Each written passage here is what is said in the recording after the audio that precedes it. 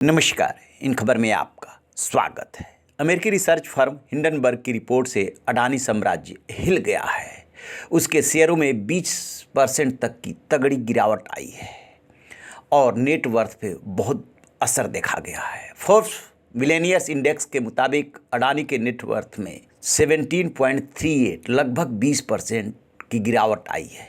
एक ही दिन में 20 अरब डॉलर 1,60,000 करोड़ रुपए का नुकसान हुआ है। गौतम अडानी का नेटवर्थ 98.5 अरब डॉलर रह गया है। इसी के साथ अडानी अरबपतियों की लिस्ट में चौथे स्थान से खिसक कर 7वें स्थान पर पहुंच गए हैं। लंबे समय बाद अडानी की संपत्ति 100 अरब डॉलर के नीचे आ गई है।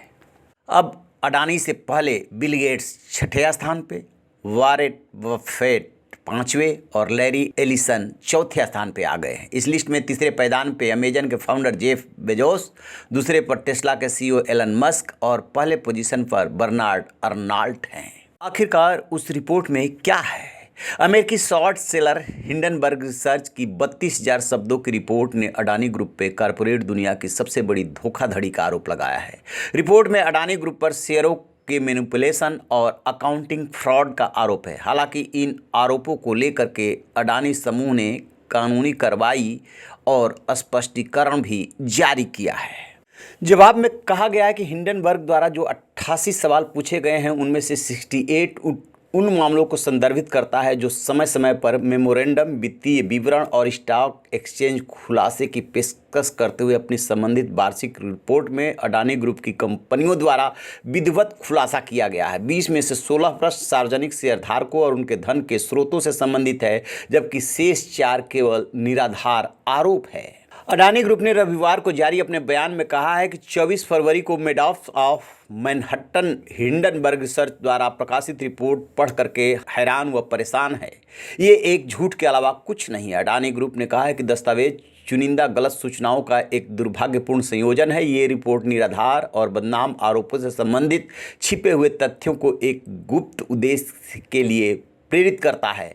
यह हितों के टकराव से व्याप्त है और केवल अनगिनत निवेशकों की कीमत पर गलत तरीके से बड़े पैमाने पर वित्तीय लाभ बुक करने के लिए हिंडनबर्ग एक स्वीकृत शॉर्ट सेलर को सक्षम करने के लिए प्रतिभूतियों में एक झूठा बाजार बनाने का इरादा है उसका। इसे भारत पे हमला बताते हुए कहा गया है कि हिंडनबर्ग एक अनैतिक शॉर्ट सेलर है। सिक्योरिटीज मार्केट बुक्स में एक शॉर्ट सेलर शेयरों की कीमतों के बाद की कमी से लाभ प्राप्त करता है। आखिर हिंडनबर्ग रिसर्च कौन सी संस्था है, कौन सी एजेंसी है और इसने अभी तक क्या क्या किया है? तो आपको बता दें कि इसकी स्थापना नॉर्थन एंडरसन ने की थी। हिंडनबर्ग ने अब तक कई कंपनियों का पर्दाफाश किया है। इस कंपनी का नाम 6 मई 1937 में हुए हाई प्रोफाइल हिंडनबर्ग एयरशिप हादसे के नाम पर रखा गया है। यह दुर्घटना अमेरिका में न्यू जर्सी के मैनचेस्टर टाउनशिप में हुई थी। किसी भी कंपनी में हो रही गड़बड़ी का पता लगाती है ये और फिर उसके बारे में रिपोर्ट पब्लिश करती है। यह एक फॉरेंसिक फाइनेंशियल रिसर्च फर्म है जो इक्विटी, क्रेडिट और डेरिवेटिव्स को एनालाइज करती है। लेकिन हिंडनबर्ग जो है वो अपने स्टैंड से हिलने को तैयार नहीं है। उसने कहा है कि अगर अडानी समूह रिपोर्ट के खिलाफ अमेरिका की अदालत में मुकदमा दायर करता है तो रिसर्च फर्म दस्तावेजों की मांग करेगा। अगर अडानी समूह गंभीर है तो उसे अमेरिका में भी मुकदमा करना चाहिए जहां हम काम करते हैं। कानूनी खोज प्रक्रिया में हमारे पास दस्तावेजों की एक लंबी सूची है। इस तरीके से दोनों तरफ से स्टैंड लिया गया है।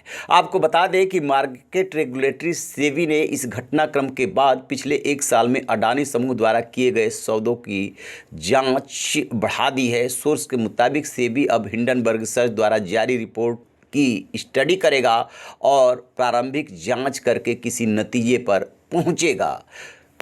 तो आप रहिए बेखबर, देखते रहिए इन खबर। Thank you.